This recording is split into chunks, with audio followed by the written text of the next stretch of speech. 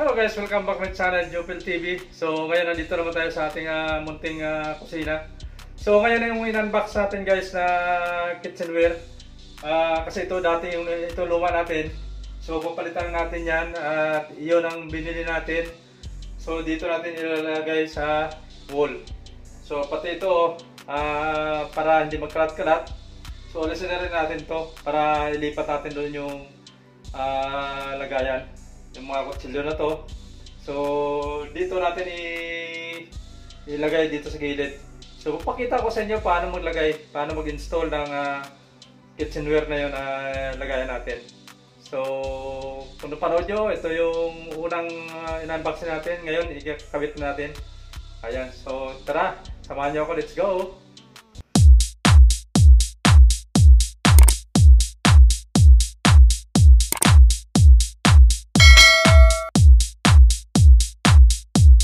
Ito na nga guys, bago natin ikabit dito sa wall, so yan natin, ito alisin natin to, no?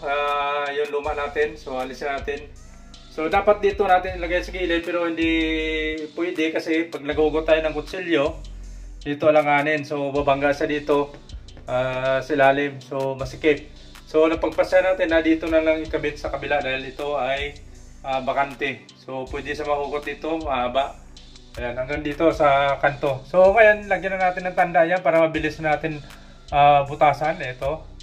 So yan, lagayan ito, lagayan ng tox. So barina natin yan guys. Papakita ko sa inyo pag barina lang. Yun lang, simple lang. Ito lang, dalawang barina lang gagawin natin. So kaya yun nandun. Ayan. So ito, isa. So bali dalawa lang. Tapos sabit na natin. So mabilis lang. So tara, ito pala yung ating mga kutsilyo na ito para hindi na magkalat-kalat, para isang lagayan na lang. So alisin na rin natin ito kasama dito sa hook sa lagayan natin ng kitchenware nya. Okay, yan lang guys. So ito na nga guys, tanggalin na natin ito yung mga kalat natin sa kutsilyo para madali tayo mag-barina.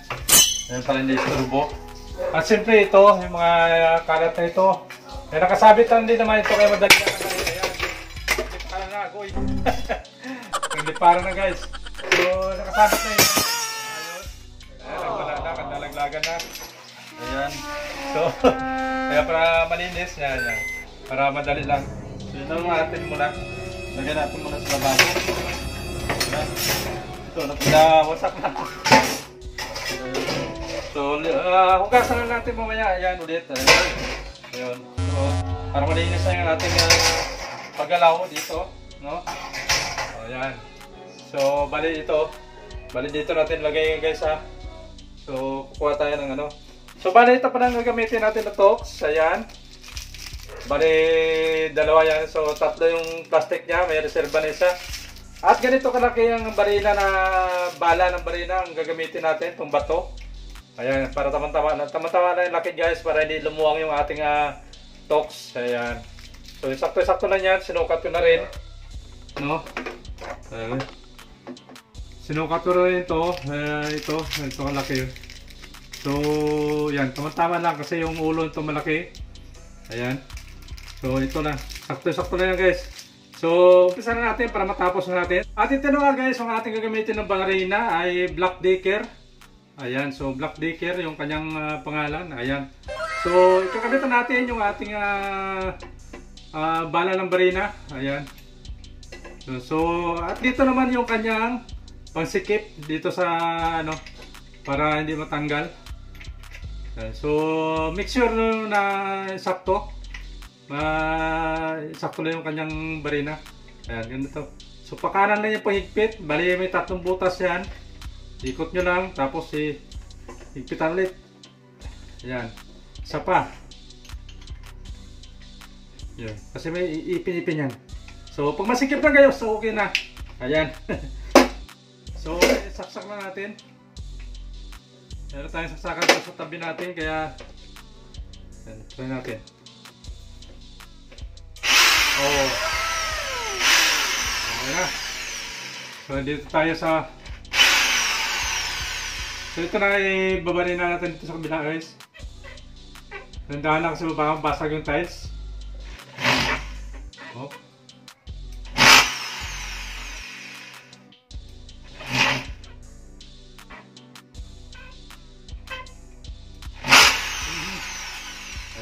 At ito nga pala guys, ang gamit natin ay Phillips screw na medyo mahaba. Kasi Phillips screw ito yung kanyang tornilyo.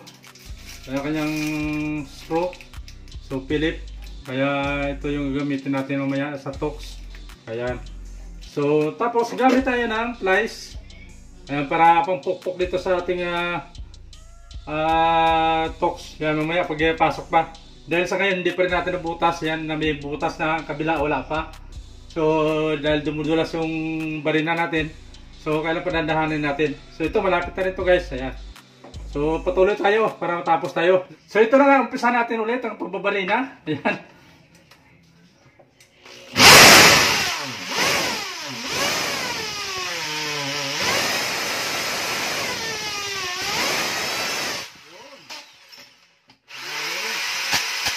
Wow! So ito na nga, nadali natin guys. So, kabila na lang yung ating problema. So, try natin ito, ipukpok natin. Magkasya siya. So, alanganin. Tama lang para sumikip. Hindi ko nakita yung martilyo ko, kaya ito lang muna yung plies.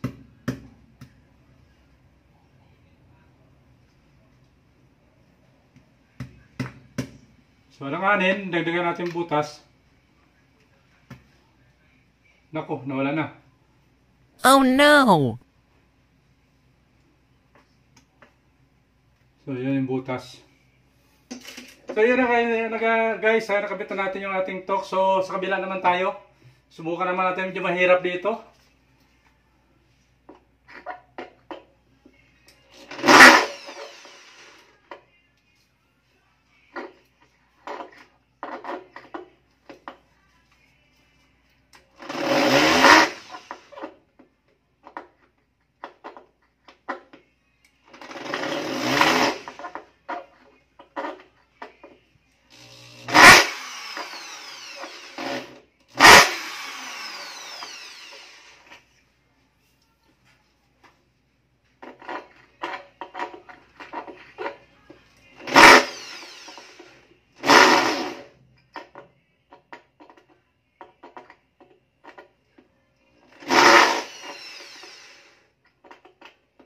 So ito na nga guys, butasan na natin ng konti, kaya papasok na ito yung ating barina. Grabe, napakahirap.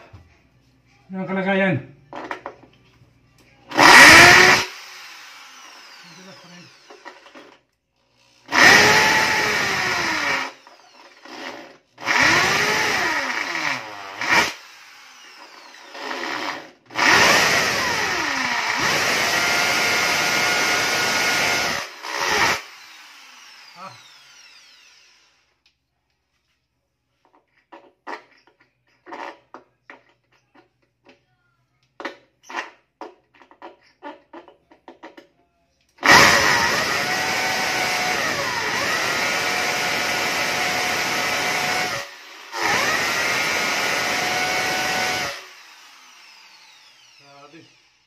So papahingayin muna natin barina para katulad yan niya, para lumabig kunti. Umiinit siya eh. Grabe, tigas ng ating tiles. Guys, nakabutas na tayo, pero hindi pa masyadong malalim dahil napakatibay yung ating tiles dito. Ayan, so paunti-unti lang natin pinapalamig natin yung ating barina dahil bumabagas siya. Ayan, so try natin ulit dahil medyo malamig na.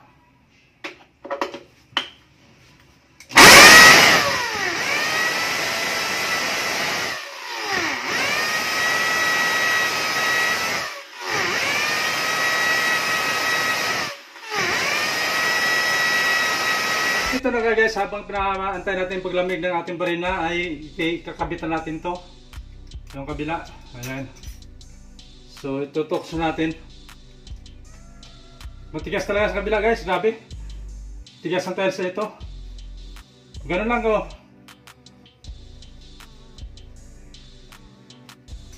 Tok sa ibabaw yung yung may sabitan dito. So nakita mo tayo may sabitan.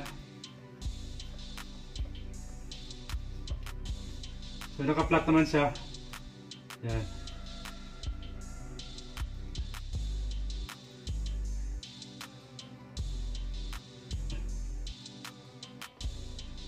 Ayun.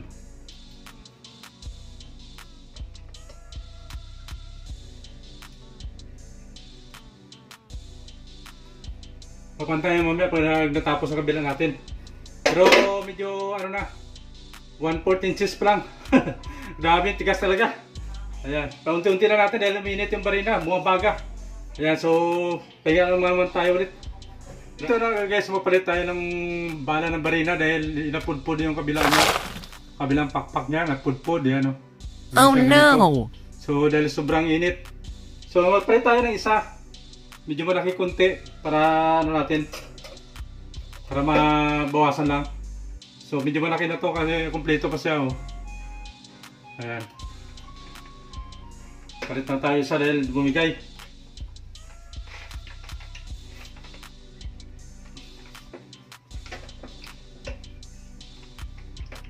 Sobrang init yung ating barina guys.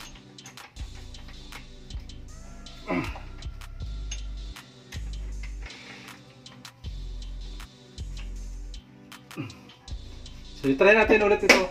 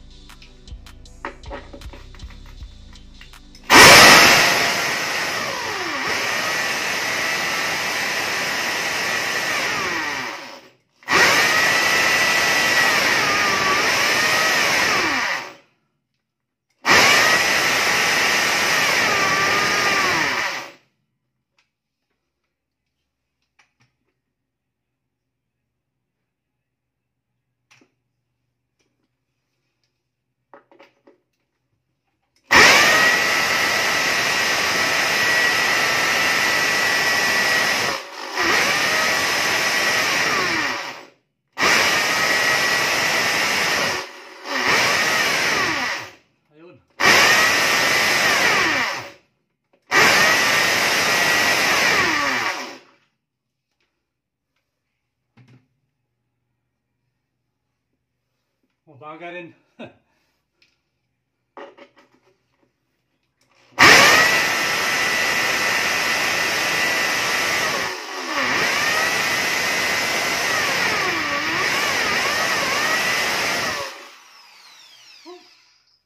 Sabi talaga, tigas. Ito na nga guys, nabutas na natin yung tiles. Diretso na tayo ng siminto para ayos na to.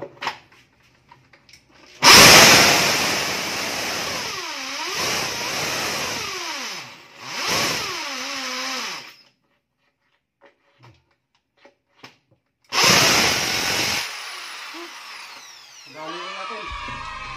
Ayun. So ikabit na natin yung tox.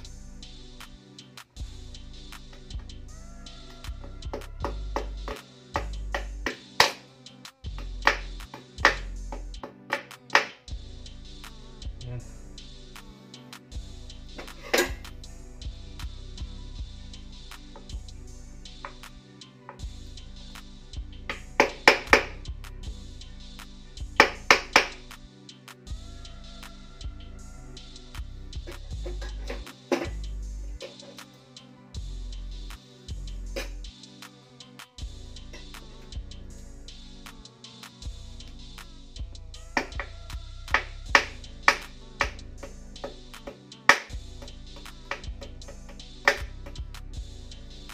So, dali rin. Ayan. At ito na guys, ikabit na natin ito yung yung kabila niya para tapos na tayo. Grabe tayo. Pinagod tayo dito ng tiles ito. Sobrang kapal. Tikas. Ayan.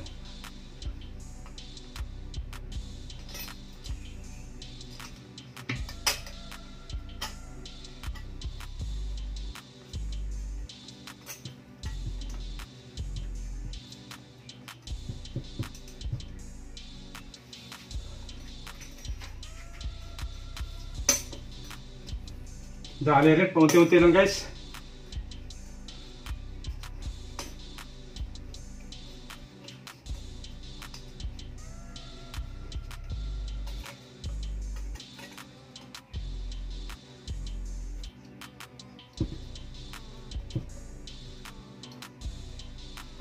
So isukat muna natin. I-try muna natin, yan okay na, dalawa na. Bago natin higpitan. So yan guys, kunin ko lang yung ating steel hanging organizer. Ayan. So kukunin ko lang para ikabit natin. para masukat natin dito kung tama na, para at least ma-adjust natin kung alanganin, no? So kukunin ko muna sandali. At ito na nga guys yung ating steel hanging organizer. So i-try muna natin kung tamang-tama siya. Sabit na ito guys ha. Yan. Hindi na nyo kunti. Tapos ito sagad siya dito. So yun, pwede na. Ayan. So gano'n na yan, no? So nandito yung kanyang mga hanger, mga sabitan. Ito yung 7. So isabit natin yan. Yan. 2, 3, 4, 5, 6,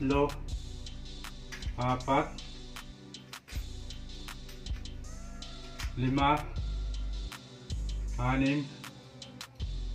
Ito. Ayan. So 7 sakto. Ihilira mo na sila dito guys. So. At meron tayong kakabit ito. Ayan. Kabit na natin ito mamaya, no? Ayan. So sinukat ko lang muna kung okay na yung ano niya. So okay naman siya. Tibay naman. Ayan. So ito na nga guys. I-fix na natin to. Okay na. Ayan. So okay na siya, no? Ayan. At ito na guys. Okay na siya, naka-fix na. So higpitan na natin yung kanyang tornilyo dahil okay ito. Ayan.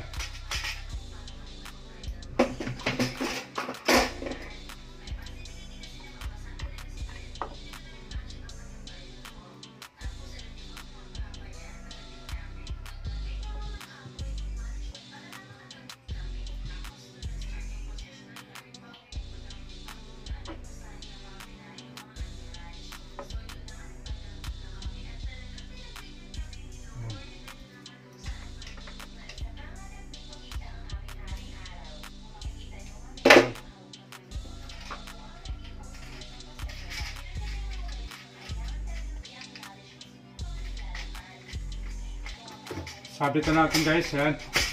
Sagad, yun. Okay na. Tapos ito, ikakabit natin to. Yung kanyang battery. Yan.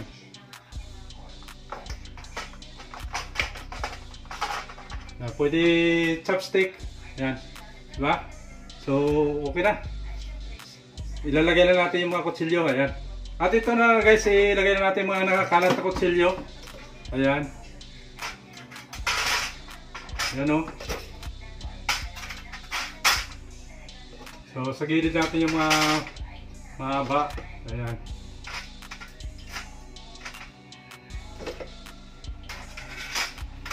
Diba?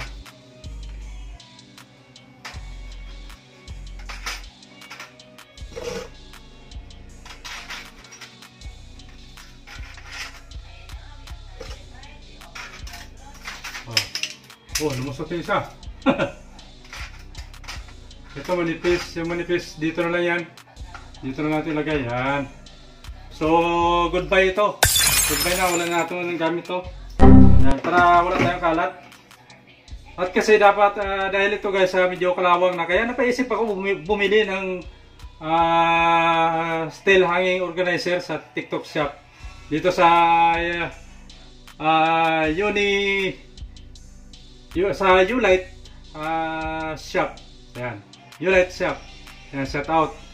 So, lagyan na natin yung ating sandok muna guys. Ito. So, yung mga matatalit mga ano. Adjust lang guys to. Adjust lang. Ayan.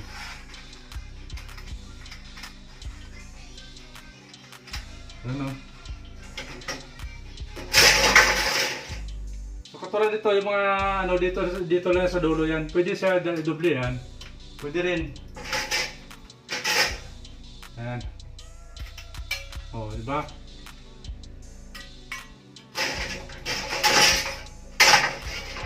Para at least wala nang kalat, guys.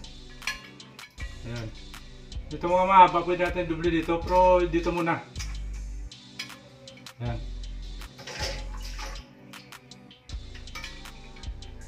So kulang ang sabitan, pwede pa na bilhan, pwede na doble. Yan. Kasya naman. At ito yung mga tong na to, pwede natin isabit dito. Pwede yun, no? Yun. Diba? Pwede. Yung mga tong na to. Oh, pwede. So, malinis sa tingnan. At ito wala na gamit ito. So, medyo maluwang na yung ating kusina. Ayan. Diba? So, yung mga tong na to, dahil medyo nakabuka, dito na natin sa dulo.